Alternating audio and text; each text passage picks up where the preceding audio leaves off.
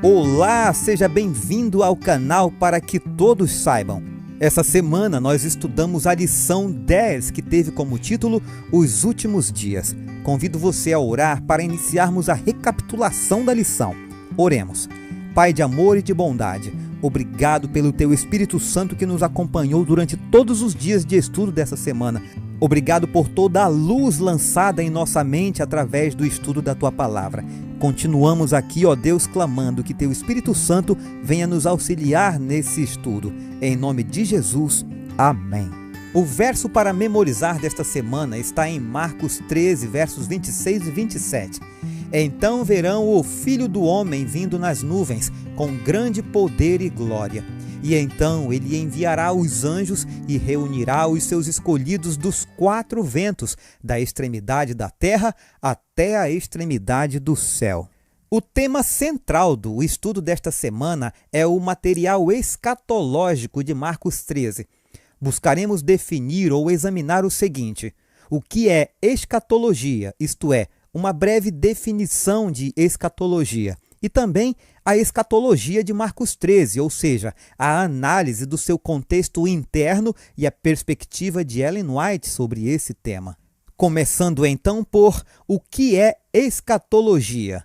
O dicionário bíblico Eerdmans afirma que escatologia, do grego eschatos, ou último, diz respeito às expectativas de um fim dos tempos, seja o fim da história, do próprio mundo ou da era presente. Um elemento básico da escatologia bíblica é que ela envolve um cumprimento futuro. Especificamente, há uma declaração preditiva e seu cumprimento posterior. É importante observar que os conceitos bíblicos de fim dos tempos e cumprimento dos tempos não estão relacionados apenas com a parousia, isto é, a segunda vinda de Cristo e o fim do mundo. A escatologia também inclui o cumprimento de um anúncio relativo ao fim de uma era ou ao início de uma nova. Esse é o caso de Marcos 1, verso 15, em que o próprio Jesus proclama que o tempo está cumprido. Não há dúvida de que o cumprimento mencionado nesse texto está relacionado com a profecia das 70 semanas de Daniel 9, 24 a 27. Outro exemplo de cumprimento escatológico é o caso do abominável da desolação, em Daniel 9, referente à destruição de Jerusalém, como estudaremos a seguir. A escatologia de Marcos 13 inclui uma discussão dessas duas profecias preditivas, as 70 semanas e o abominável da desolação, e seus cumprimentos futuros. Vamos então agora à escatologia de Marcos 13. Antes de analisarmos elementos selecionados da escatologia de Marcos 13, será bastante proveitoso considerar que a escatologia é praticamente uma história antecipada, ou seja, trata-se de uma garantia de eventos históricos antes que eles aconteçam. Vamos iniciar considerando uma questão fundamental: por que, na literatura bíblica, existe o gênero da escatologia? Possivelmente porque a escatologia bíblica visa mostrar o que o Senhor está no controle da história, que tudo ocorre de acordo com seus propósitos. Contudo, a escatologia tem um propósito adicional: manter o povo de Deus ciente do cumprimento das profecias divinas, incluindo aquelas relacionadas com a parousia.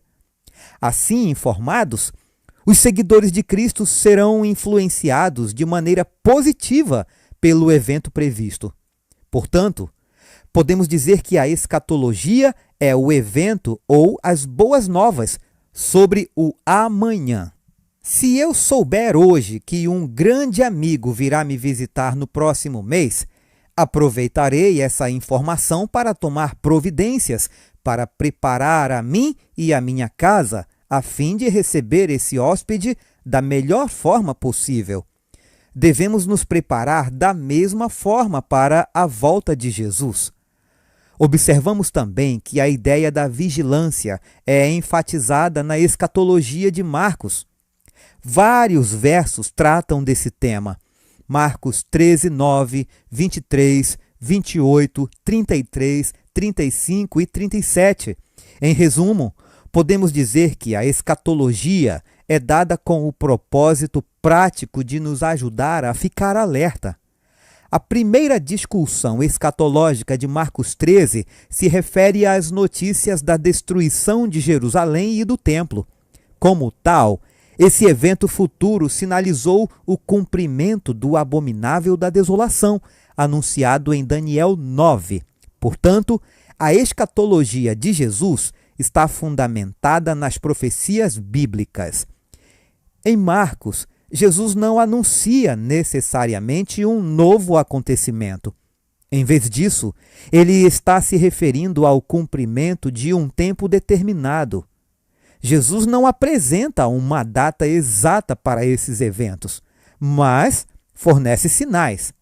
Assim, o abominável da desolação, mencionado em Marcos 13, verso 14, tem cumprimento na destruição de Jerusalém e do templo, segundo Marcos 13, verso 2.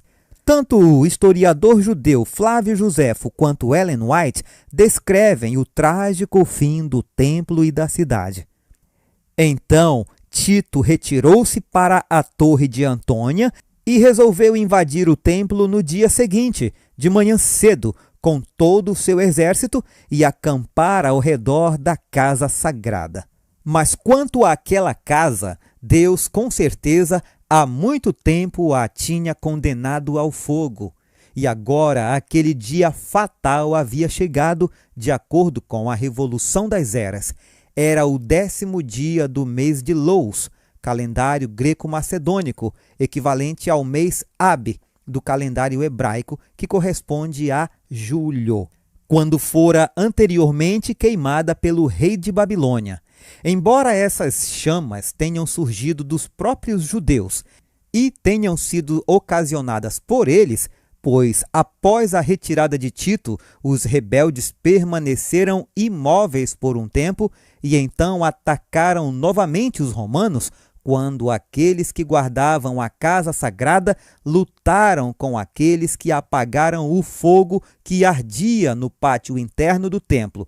Mas esses romanos puseram os judeus em fuga e seguiram até a própria casa sagrada.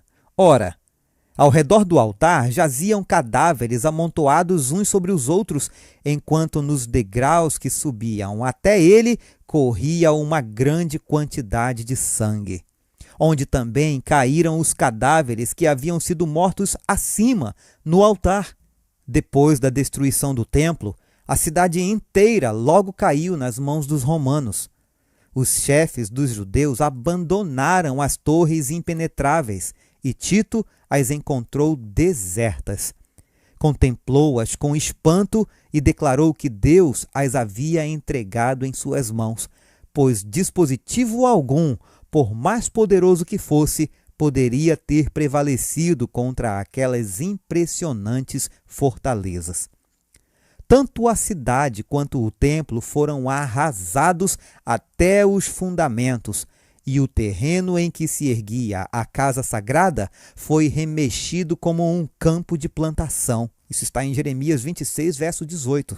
No cerco e na matança que se seguiram, morreram mais de 1 milhão de pessoas.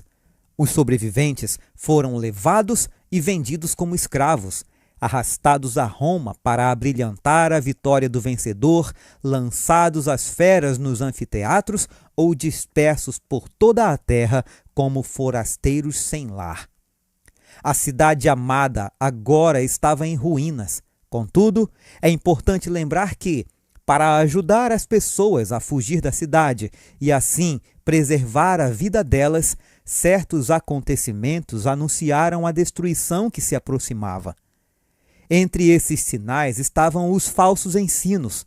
Jesus advertiu: muitos virão em meu nome, dizendo, sou eu, e enganarão a muitos. Haveria convulsões sociais e políticas, guerras e fomes, além de perseguição. Antes do cumprimento do grande dia, Jesus enfatizou que era necessário que primeiro o evangelho fosse pregado a todas as nações. Não há dúvida de que aqueles que deram ouvidos aos sinais salvaram a vida da destruição vindoura. Ellen White disse que nenhum cristão pereceu na destruição de Jerusalém. Cristo fizera aos seus discípulos o aviso, e todos os que creram em suas palavras aguardaram o sinal prometido. Vamos tratar agora do cumprimento da profecia séculos depois da época de Daniel. Os judeus haviam rejeitado os apelos do Filho de Deus, e agora as advertências e conselhos insistentes apenas os tornaram mais decididos a resistir até as últimas consequências. Os esforços de Tito para salvar o templo foram em vão. Alguém maior do que ele havia declarado que não ficaria pedra sobre pedra. O Grande Conflito, página 25. Na escatologia de Marcos 13, o abominável da desolação se cumpriu na destruição de Jerusalém pelos exércitos de Tito no ano 70 depois de Cristo. No seu discurso escatológico apresentado em Marcos 13, Jesus indica que a destruição de Jerusalém representaria um evento adicional de grande significado. Esse anúncio escatológico deve ser estudado com uma perspectiva mais ampla em mente. Devemos considerar as maneiras pelas quais as lentes escatológicas podem nos ajudar a obter um entendimento mais completo do evento predito.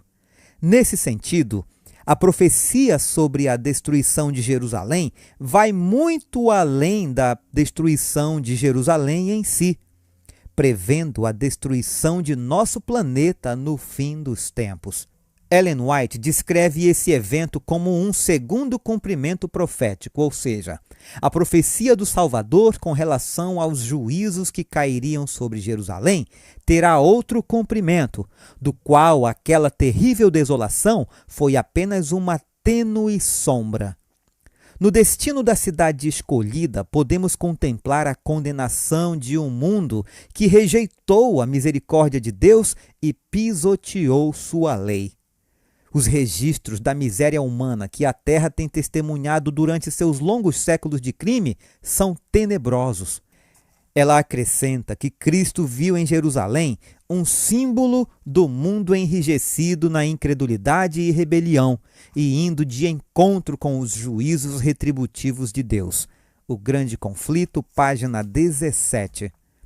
Evidências textuais confirmam um segundo cumprimento, como Jesus afirmou em Marcos 13, 24. Mas, naqueles dias, após a referida tribulação. Os filhos de Deus serão libertos nessa época, assim como seus seguidores foram libertos da destruição de Jerusalém. Citando a pena inspirada, assim como ele preveniu seus discípulos quanto à destruição de Jerusalém, dando-lhes um sinal da ruína que se aproximava para que pudessem escapar, também advertiu o mundo quanto ao dia da destruição final e deu sinais de sua aproximação, para que todos os que queiram possam fugir da ira futura. O Grande Conflito, página 29. Marcos 13 termina com uma nota de advertência que, ao mesmo tempo, é profundamente encorajadora. O que, porém, digo a vocês, digo a todos: vigiem. Marcos 13, verso 37. Na aplicação para a vida, a lição sugere que você, professor, peça aos alunos que reflitam sobre a seguinte questão: a sua comunidade está ciente do fato de que os eventos de Marcos 13, relativos à destruição deste mundo, estão prestes a acontecer? À luz dessa discussão, consideremos o que Ellen White declarou há mais de 100 anos. Ela diz o seguinte: o mundo não está hoje mais preparado para dar crédito à mensagem para este tempo do que estiveram os judeus para receber o aviso do Salvador com relação a Jerusalém. Independentemente de quando vier, o dia do Senhor chegará de surpresa para os ímpios. A vida estará seguindo sua rotina. As pessoas estarão submersas nos prazeres, nos negócios, no comércio e na ambição de ganho. Os líderes religiosos estarão enaltecendo o progresso e a cultura do mundo. E o povo estará sendo embalado em uma falsa segurança. Então, como o ladrão à meia-noite rouba a casa que não é guardada, sobrevirá repentina destruição aos indiferentes e perversos, e de nenhum modo escaparão. O grande conflito, página 29.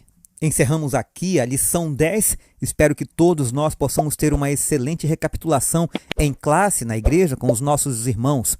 Desejo a você um sábado abençoado. Espero você amanhã para iniciarmos a lição 11.